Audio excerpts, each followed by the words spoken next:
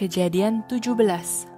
Sunat sebagai tanda perjanjian Allah dengan Abraham. Ketika Abraham berumur 99 tahun, maka Tuhan menampakkan diri kepada Abraham dan berfirman kepadanya, "Akulah Allah yang Maha Kuasa, hiduplah di hadapanku dengan tidak bercela. Aku akan mengadakan perjanjian antara aku dan engkau, dan aku akan membuat engkau sangat banyak." Lalu sujudlah Abraham dan Allah berfirman kepadanya, "Dari pihakku, inilah perjanjianku dengan engkau. Engkau akan menjadi bapa sejumlah besar bangsa, karena itu namamu bukan lagi Abram, melainkan Abraham. Karena engkau telah kutetapkan menjadi bapa sejumlah besar bangsa. Aku akan membuat engkau beranak cucu sangat banyak. Engkau akan kubuat menjadi bangsa-bangsa, dan daripadamu akan berasal raja-raja. Aku akan mengadakan perjanjian antara aku dan engkau serta keturunanmu turun-temurun menjadi perjanjian yang kekal, supaya aku menjadi Allahmu dan Allah keturunanmu.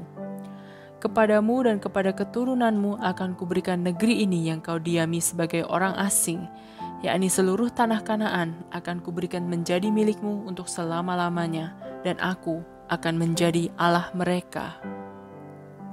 Lagi firman Allah kepada Abraham, "Dari pihakmu, engkau harus memegang perjanjianku, engkau dan keturunanmu turun-temurun.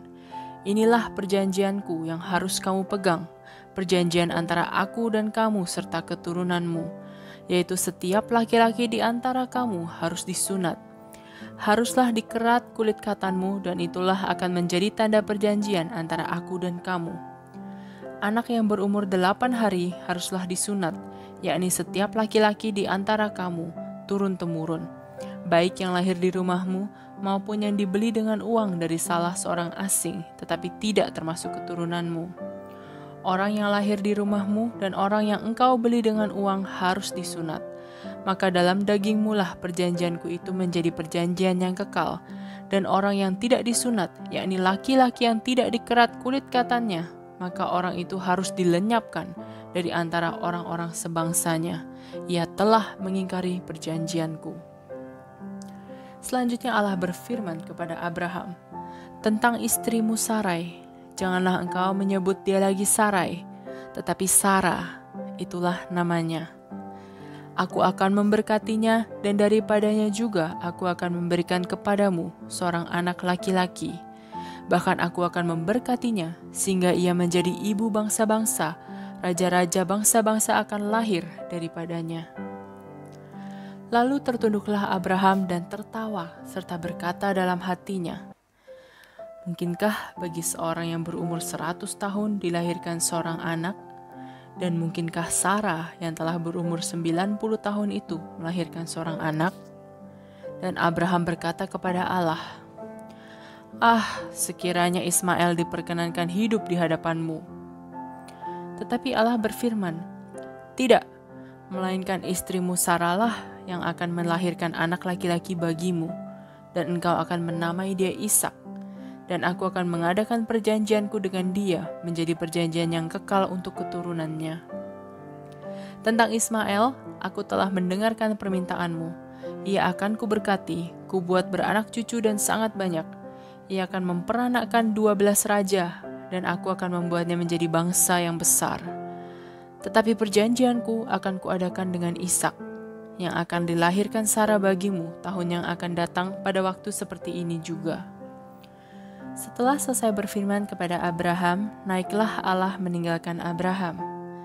Setelah itu Abraham memanggil Ismail anaknya, dan semua orang yang lahir di rumahnya, juga semua orang yang dibelinya dengan uang, yakni setiap laki-laki dari isi rumahnya.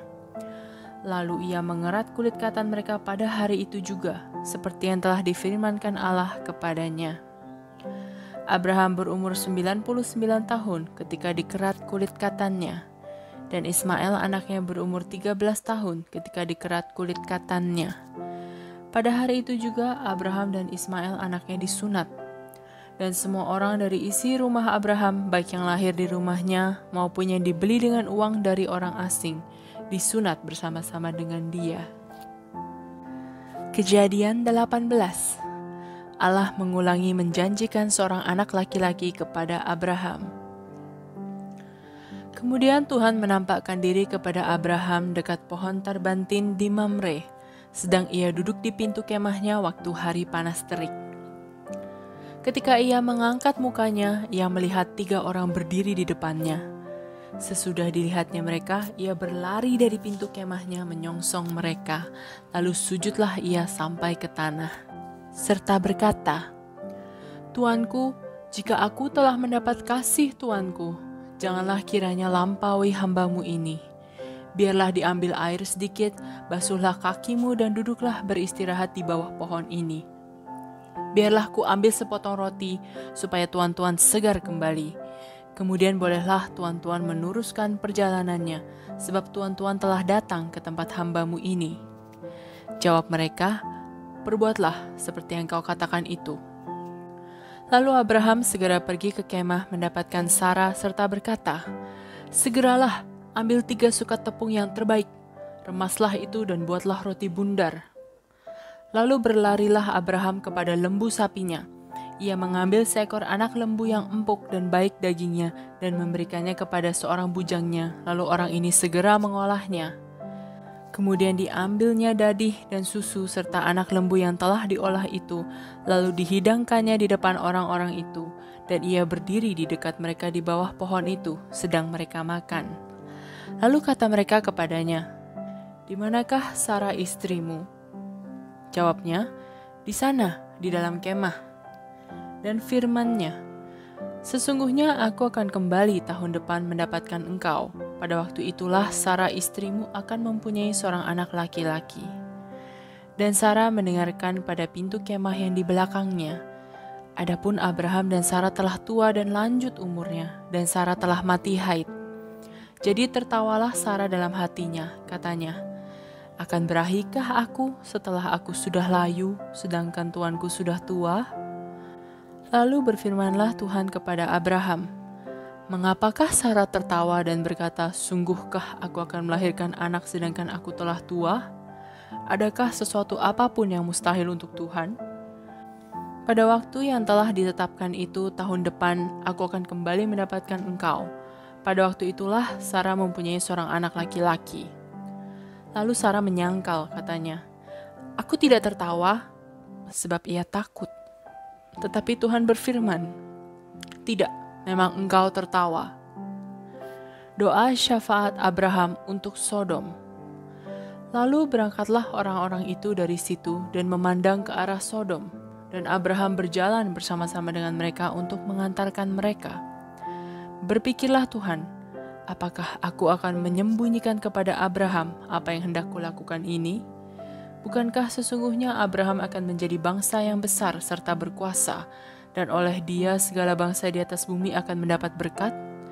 Sebab aku telah memilih dia supaya diperintahkannya kepada anak-anaknya dan kepada keturunannya, supaya tetap hidup menurut jalan yang ditunjukkan Tuhan, dengan melakukan kebenaran dan keadilan, dan supaya Tuhan memenuhi kepada Abraham apa yang dijanjikannya kepadanya.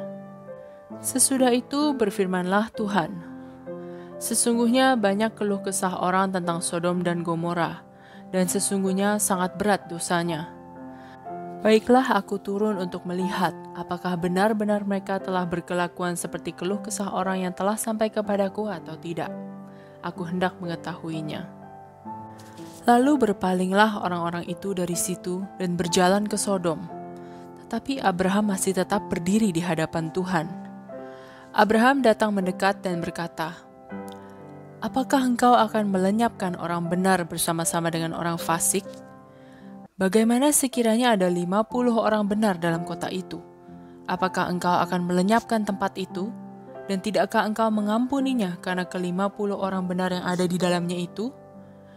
Jauhlah kiranya daripadamu untuk berbuat demikian, membunuh orang benar bersama-sama dengan orang fasik, sehingga orang benar itu seolah-olah sama dengan orang fasik.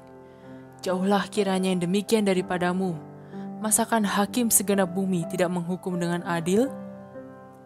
Tuhan berfirman, "Jika kudapati 50 orang benar dalam kota Sodom, aku akan mengampuni seluruh tempat itu karena mereka." Abraham menyahut, "Sesungguhnya aku telah memberanikan diri berkata kepada Tuhan, walaupun aku debu dan abu. Sekiranya kurang 5 orang dari ke-50 orang benar itu, apakah engkau akan memusnahkan seluruh kota itu karena yang 5 itu? Firman-Nya, aku tidak memusnahkannya jika kudapati 45 di sana. Lagi Abraham melanjutkan perkataannya kepadanya, sekiranya 40 didapati di sana? Firman-Nya, aku tidak akan berbuat demikian karena yang 40 itu. Katanya, janganlah kiranya Tuhan murka kalau aku berkata sekali lagi, sekiranya 30 didapati di sana. Firman-Nya, aku tidak akan berbuat demikian jika kudapati 30 di sana. Katanya, sesungguhnya aku telah memberanikan diri berkata kepada Tuhan, sekiranya 20 didapati di sana. Firman-Nya, aku tidak akan memusnahkannya karena yang 20 itu. Katanya, janganlah kiranya Tuhan murka kalau aku berkata lagi sekali ini saja, sekiranya 10 didapati di sana. Firman-Nya, aku tidak akan memusnahkannya karena yang 10 itu. Lalu pergilah Tuhan setelah ia selesai berfirman kepada Abraham, dan kembalilah Abraham ke tempat tinggalnya.